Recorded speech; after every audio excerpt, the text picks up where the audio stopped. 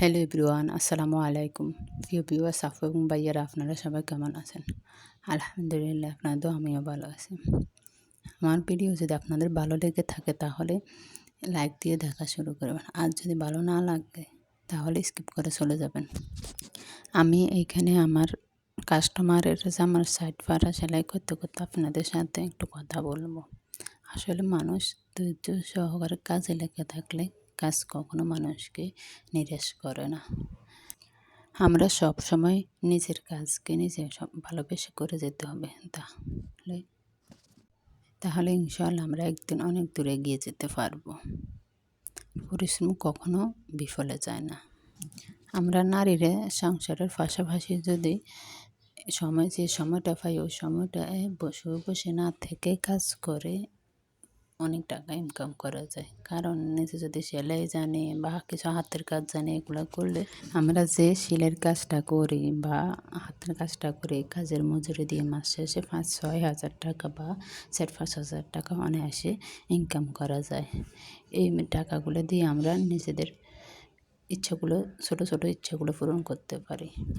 আমরা যদি সংসারে কাজ করে শুয়ে বসে থাকি তাহলেও সময়টা চলে যায়, আর যদি শুয়ে বসে না থাকি কাজ করি তাহলেও সময়টা চলে যায়। সময় কখনো বসে থাকে না।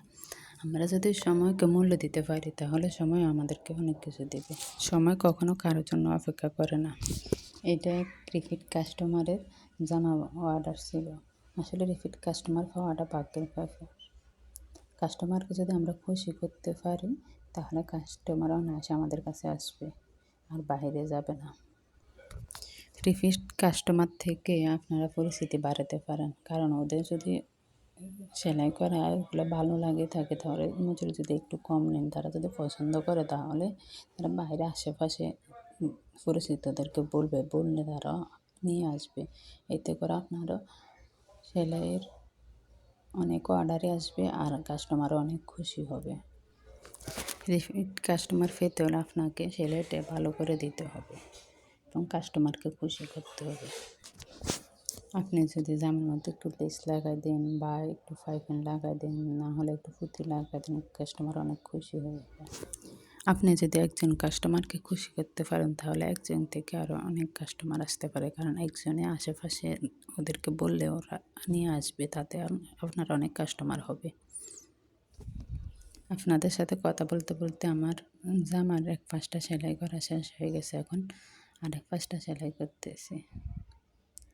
দেখেন, উপরের কাপড়টাকে এভাবে ভাঁজ করে তাহলে নিচের কাপড়টাকে হালকা একটু টান মেরে দিলে কাপড় জামার আর সাইডপাড়া বাঁকা হয় না, অনেক সুন্দর ফিনিশিং আসে। আমরা যদি কাপড়ের উপরে ভাঁজটা টেনে দিই তাহলে সেলাইটা ভালো আসবে না, কাপড়টা মরিয়ে যাবে।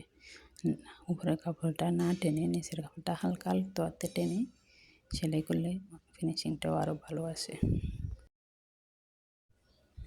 আমার ভিডিওর এই পর্যন্ত যারা এসেছেন তারা একটা লাইক দিয়ে একটা কমেন্ট করে সাবস্ক্রাইব করে আমার পাশে থাকার অনুরোধ রইল।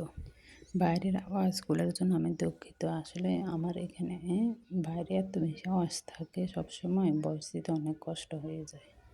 আপনারা কিছু মনে করবেন না। পরে আবার দেখা হবে অন্য কোনো ভিডিওতে। আল্লাহ হাফেজ।